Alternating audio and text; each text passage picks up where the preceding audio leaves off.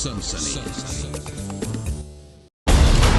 उपन्यास पढ़कर उसने किया पत्नी का कत्ल और 6 साल से फरार है उपन्यास का असली विलन।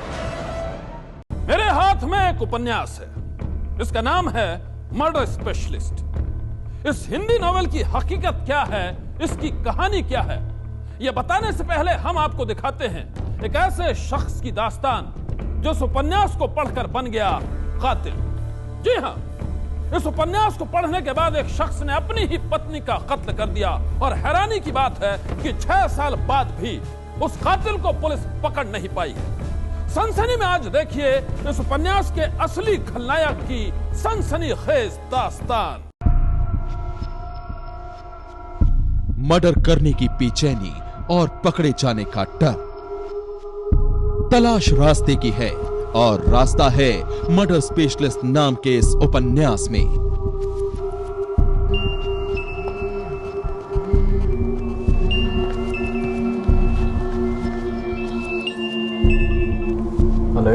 हेलो पंडित, मैं मदन बंसल बोल रहा हूँ। फिर एक कत्ल हो गया। काका का भी कत्ल हो गया पंडित। घर क्या रहे हो तुम? दम है तो मुझे पकड़ लो। नहीं, तुम का दिल हो? क्राइम के एक्सपर्ट बनते हो तुम पंडित और कहते हो कत्ल मैंने नहीं किया। सुनो, ये कत्ल मैंने ही किया है। पुलिस की मदद का ठेका लिया है ना तुमने। अब जाओ, सबूत जुटाओ, गवाह बनाओ और दम है तो मुझे पकड़ के दिखाओ। इस नॉवेल को कई लोगों ने फुर्सत के पलों में पढ़ा होगा और अब तक शायद वो इसकी कहानी भी भूल गए होंगे, लेकिन एक शख्स ने इस नॉवेल को एक बार नहीं कई बार पढ़ा। जानते हैं क्यों?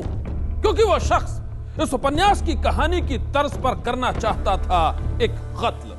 कत्ल की यह कहानी बेहद ही हैरत अंगेज है और इस कहानी की शुरुआत होती है हरियाणा के शहर सिरसा से। हरियाणा का सिरसा कस्बा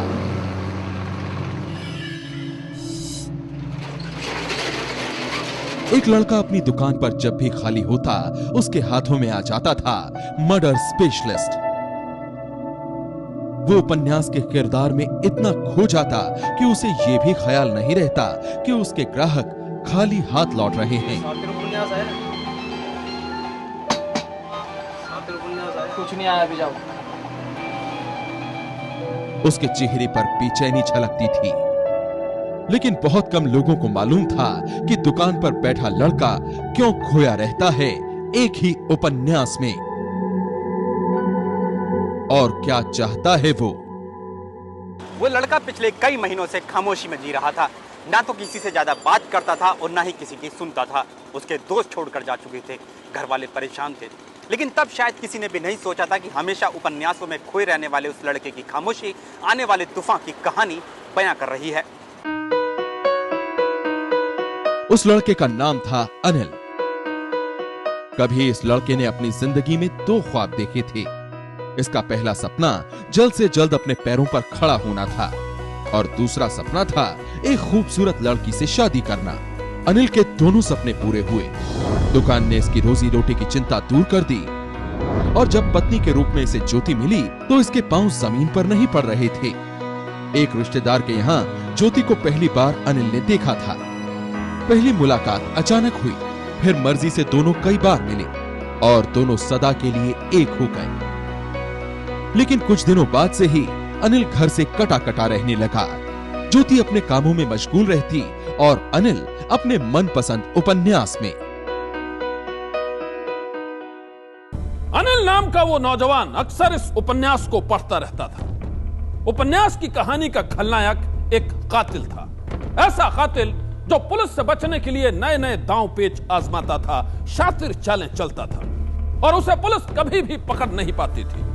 अनिल को यह कहानी बहुत पसंद आई और फिर एक दिन वो खुद बन गया इस उपन्यास का असली खलनायक। मर्डर स्पेशलिस्ट केशव पंडित के इस उपन्यास में मर्डर करने के तरीके भी हैं और पुलिस से बचने के उपाय भी। केशव पंडित कातिलों की हर चाल को समझने वाला कानून का मददगार है। लेकिन एक कातिल उसे दे रहा है बार बार चुनौती। और दम है तो मुझे पकड़ लेगा। कल वाली जगह पर मेरे चित्तों के और काल के काया के निशान। सबूत के लिए तुम्हें और क्या चाहिए पंडित? मैं तुम्हें चैलेंज करता हूं। दम है तो पुलिस और कानून की मदद से मुझे गुनहगार साबित करके दिखाओ।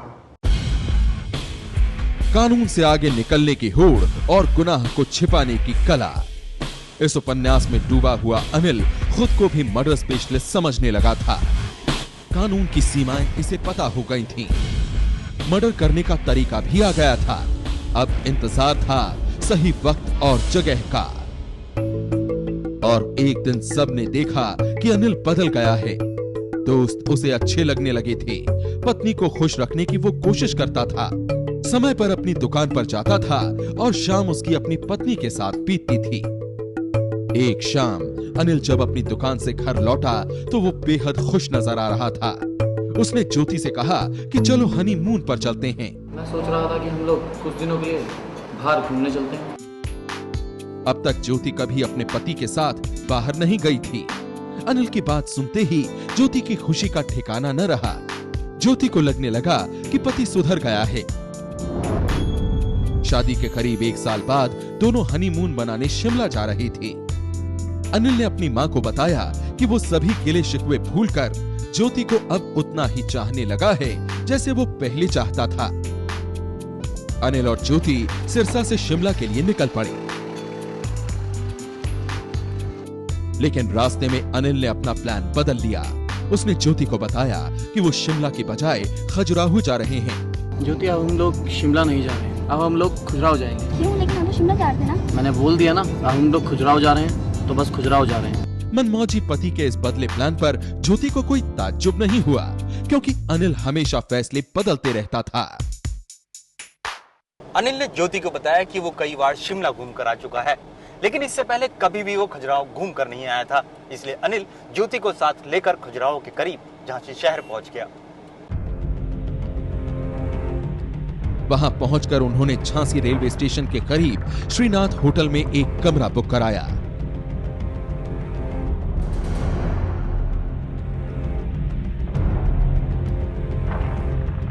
अनिल ने ज्योति से नजरें बचाते हुए होटल के रजिस्टर में अपना नाम अनिल खुराना की बजाय अजय श्रीवास्तव लिख दिया।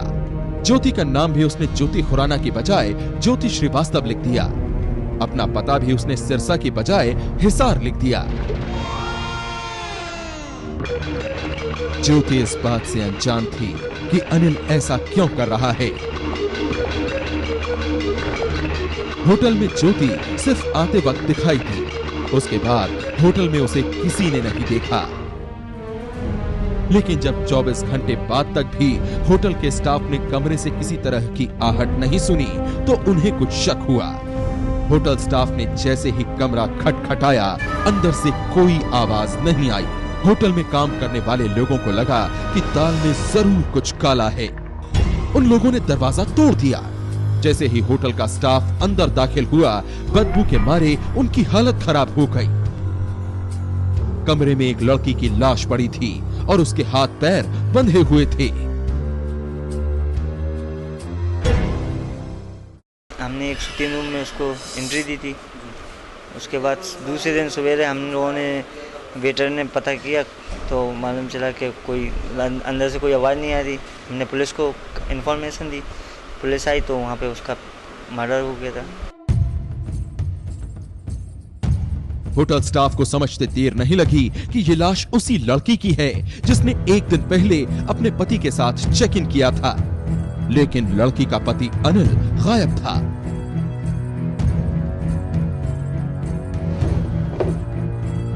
पुलिस ने कमरे की तलाशी ली तो उन्हें सामान के साथ साथ एक कोने में एक उपन्यास पड़ा दिखाई दिया। उपन्यास का नाम था मर्डर स्पेशलिस्ट। जांच अधिकारियों ने किताब के पन्ने पलटे तो उन्हें समझते देर नहीं लगी कि हत्यारा जो भी है उसने इसे पढ़कर ही वारदात को अंजाम दिया है। हाँ, एक उपन्यास बरामद किया था पुलिस ने मर्डर स्पेशलिस्ट के नाम से। उस उपन्यास को पुलिस ने अपने कब्जे में लिया। कमरे में ज्योति की लाश पड़ी थी और उसका पति अनिल गायब था। पुलिस ने पहले तो हिसार के उस एड्रेस पर संपर्क किया जो होटल के रजिस्टर में दर्ज था, लेकिन वो पता फर्जी निकला। अभी पुलिस तहकीकात में जुटी ही थी कि होटल के करीब ऑटो रिक्शा स्टैंड पर खड़े एक ड्राइवर ने पुलिस को बताया कि एक दिन पहले वही मरने वाले लड़की और उसके पति को अपने ऑटो रिक्शा से शहर के किसी दूसरे होटल से श्रीनाथ होटल छोड़ने आया था। इसके पहले वो किसी और होटल में ठहरे हुए थे, मुझे मालूम नहीं है किस होटल में ठहरे थे, लेकिन किसी और होटल में ठहरे हुए थे। वहाँ से यहाँ आके ठहरे तो ऑटो वाला लेके आया हम लोग। वो खजुराहो जाने का उनका प्लान था आगे। पुलिस उस होटल में पहुंची जहां का पता ऑटो ड्राइवर ने दिया था। इस होटल के रजिस्टर में पति पत्नी ने अपना नाम अनिल खुराना और ज्योति खुराना दिया था। दोनों ने अपना पता हरियाणा के सिरसा शहर का दिया था। पुलिस सिरसा के उसी पते पर पहुंची तो पता चला कि घर में वाकई अनिल खुराना और उसकी पत्नी ज्योति खुराना रहते हैं। फोटो देखकर घर वालों ने ज्योति को पहचान लिया, लेकिन अनिल का कोई पता नहीं था और पुलिस के पास उसके खिलाफ कोई सबूत नहीं थे। ज्योति के कत्ल की तहकीकात में पुलिस को तलाश थी उसके पति अनिल की, लेकिन वो गायब था। सवाल यह था कि अनिल ने अगर पत्नी का कत्ल किया तो क्यों किया, और कत्ल के बाद वो आखिर फरार कहां हो गया। झांसी के इस होटल में अनिल और ज्योति आकर रुके थे, लेकिन अचानक अनिल लापता हो गया और कमरे में पड़ी थी उसकी पत्नी ज्योति की लाश। टेबल पर रखा था ये उपन्यास। पुलिस को शक हुआ कि कत्ल अनिल ने किया है, लेकिन कोई सबूत नहीं था। पुलिस ने उस उपन्यास को खंगालना शुरू किया, लेकिन इससे कोई फायदा नहीं हुआ। दोनों के घर से निकलने के 2 दिन बाद घर वालों ने ज्योति से बात करनी चाहिए थी, लेकिन बात नहीं हो पाई। इसके घर वाले कहते हैं शिमला लेके गया हुआ है। फोन किया हमने, जैसे पूछा भाई ज्योति आजकल कहाँ है, फोन करवा दो हमारे से बात। कह रहे हैं सोई पड़ी है, कभी कहता सोई पड़ी है, कभी कहीं है। अब सबसे बड़ा सवाल ये था कि अगर कातिल अनिल है तो उसने ऐसा क्यों किया। अनिल ने ज्योति से अपनी मर्जी से शादी की थी, यहाँ तक कि अनिल के परिवार वालों को ज्योति इतनी पसंद थी कि एंगेजमेंट के वक्त ही वो उसे अपने साथ ले गए। अनिल के घर वालों ने ज्योति की हत्या की खबर सुनते ही अनिल के मोबाइल फोन पर कई बार कॉल किया, लेकिन उसका फोन लगातार बंद आ रहा था। अनिल के घर वालों ने उसके फोन पर एसएमएस भी किए। घर वालों को उम्मीद थी कि जैसे ही फोन ऑन होगा तो एसएमएस पढ़कर वो वापस लौट आएगा, लेकिन अनिल अपने घर वापस लौटना तो दूर, उसने एसएमएस के जवाब तक नहीं दिए। अनिल भले ही घर से गायब हो, लेकिन उसे ये पता चल गया था कि झांसी पुलिस ने उसके खिलाफ कत्ल का मामला दर्ज कर लिया है। झांसी की अदालत में उसने अपनी जमानत की अर्जी लगा दी। उसने खुद को बेगुनाह बताया था, लेकिन इसी बीच ज्योति के घर वालों की गुजारिश पर मामले की तफ्तीश हरियाणा पुलिस को सौंप दी गई। कुछ दिन मामले की जांच करने के बाद हरियाणा पुलिस ने ज्योति की हत्या की तफ्तीश करने से मना कर दिया और तफ्तीश एक बार फिर उत्तर प्रदेश पुलिस को ट्रांसफर कर दी गई। क्योंकि ये लोग हरियाणा सिरसा से आए थे, इसलिए वहाँ की पुलिस इसका इन्वेस्टिगेशन करेगी। लेकिन सिरसा जाने पर हरियाणा की पुलिस ने फिर इसको दोबारा इसकी इन्वेस्टिगेशन झांसी को भेज दी। झांसी की अदालत ने अनिल के कोर्ट में पेश न होने के चलते उसकी जमानत की अर्जी खारिज कर दी। 1 साल बाद तक भी जब अनिल का कोई अता पता नहीं चला तो अदालत ने अनिल को भगोड़ा घोषित कर दिया। कुर्की के बाद इसमें चार्जशीट लग गई है, आरोप पत्र पेश कर दिया गया 8/7/07 को, और वहाँ गिरफ्तारी वारंट वहाँ स्थानीय थाना पुलिस को भेज दिया गया है कि अगर मिले तो गिरफ्तार करके यहाँ को सूचित करें। अनिल की तलाश में भले ही पुलिस जुटी हो, लेकिन आज तक पुलिस उसके खिलाफ कोई सबूत नहीं जुटा पाई है। पुलिस के पास शक करने के कई आधार जरूर हैं। उसने होटल के रजिस्टर में अपना पता क्यों गलत लिखा था? उसे ज्योति के कत्ल की खबर है, लेकिन अब तक वो सामने क्यों नहीं आया? वो हमेशा मर्डर स्पेशलिस्ट क्यों पढ़ता रहता था? लेकिन अनिल को ज्योति का कातिल साबित करने के लिए शक ही नहीं, सबूत की भी जरूरत है। तो क्या अनिल ने पिछले कई महीनों से इस उपन्यास से सिर्फ कत्ल करने के तरीके ही नहीं, सबूत मिटाने के गुर भी सीखे थे? उपन्यास पढ़कर उसने किया पत्नी का कत्ल और 6 साल से फरार है उपन्यास का असली विलन। पकड़ सको तो पकड़ लो, मैं कभी पुलिस के हाथ नहीं आऊंगा। अपनी पत्नी के कत्ल के बाद अनिल नाम का वो शख्स फरार हो गया और उस उपन्यास के खलनायक की तर्ज पर वो 6 साल से पुलिस को दे रहा है झांसा।